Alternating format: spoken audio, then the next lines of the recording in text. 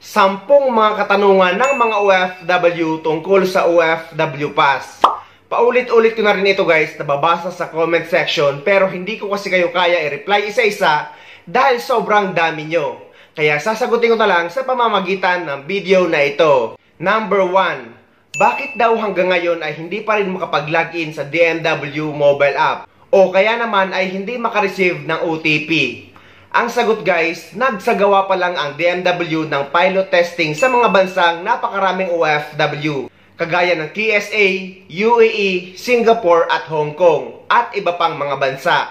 At napakarami pa nila guys ginagawang improvement, kaya asahan nyo na guys ang mga problemang ganito. At subukan nyo na lang din sa mga susunod na araw. At huwag kayo mag-alala guys, dahil hanggat hindi pa maayos ang OFW Pass, ay pwede pa rin gamitin ang dating OEC at OEC exemption. Number 2. Kada balik daw ba sa ibang bansa ay kailangan magpa-polo contract verification? Ang sagot guys ay hindi na, dahil kung babalik kayo under the same employer na walang any employment changes, for example, nag-change position o kaya naman nag-change employer, kailangan nyo na lang i-upload ang bago nyong visa kapag nag-renew kayo para ma-update ang validity ng inyong OFW Pass. Number 3. Nakapag-polo contract verification na daw siya sa polo office sa ibang bansa, pero bakit hindi pa daw updated yung kanyang record sa OFW Pass? Ang sagot guys, dahil nga hindi pa maayos ang DMW mobile app sa ngayon or ang OFW Pass, ay stay muna tayo sa traditional process na kapag may dala kang polo verified contract, ay sa mismong opisina ka muna kukuha ng OEC sa ngayon.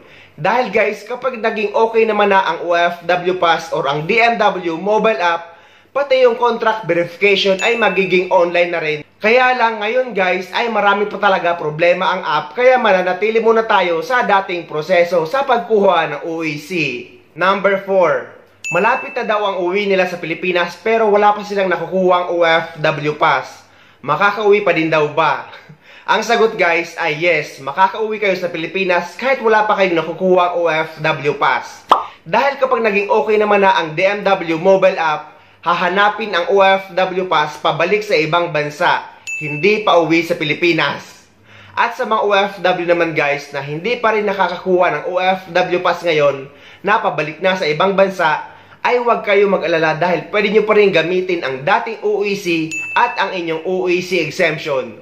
Hindi nila kayo i-offload sa immigration kung wala kayong dalang OFW Pass, dahil nga alam naman nila na hindi pa talaga maayos ang app sa ngayon. Number 5. Nakapag-login na sila sa kanilang OFW Pass or sa DMW mobile app at nakapag-upload na ng visa at passport. Pero bakit daw hindi pa updated yung kanilang contract expiration sa OFW Pass? Ano daw ba ang pwedeng gawin?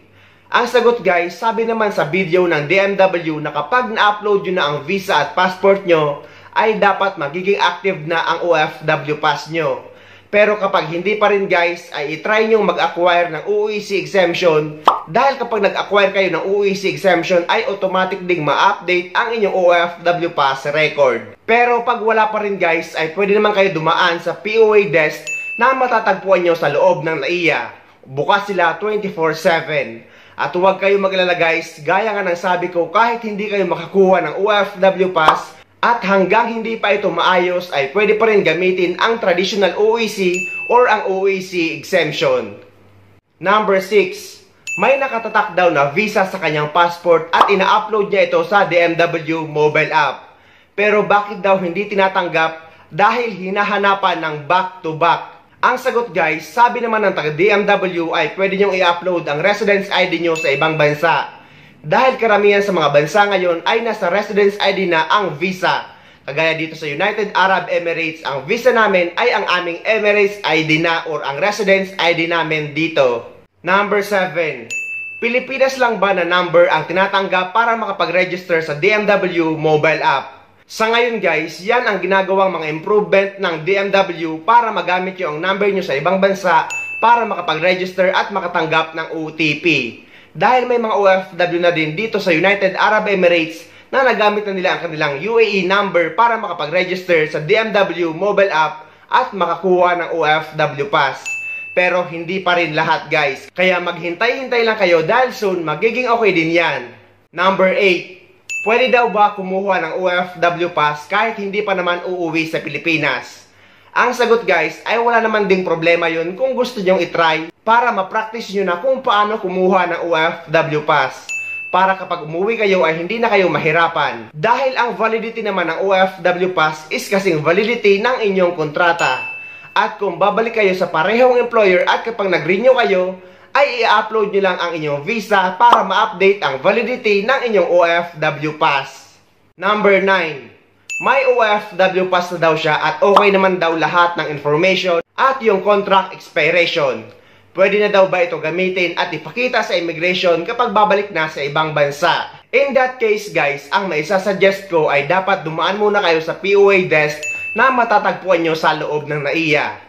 Dahil nga mahirap pa rin magtiwala sa app sa ngayon dahil nga alam naman natin na marami pang problema. Para masabi ng taga-POA or sa POA desk kung may problema man or wala. Dahil kung meron man ay pwede nila kayo mabigyan ng OEC exemption.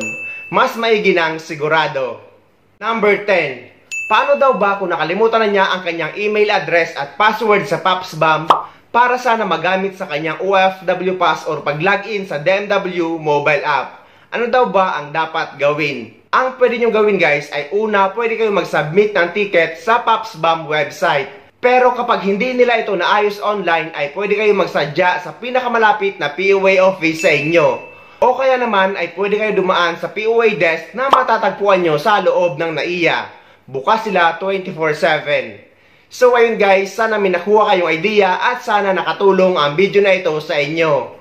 At sa mga hindi pa dyan nakasubscribe sa channel ko, please don't forget to subscribe my YouTube channel and please click the notification bell para lagi kayong updated sa mga upcoming videos na gagawin ko tungkol sa mga updates sa ating mga OFW. Mula dito sa Dubai, maraming salamat. See you next time.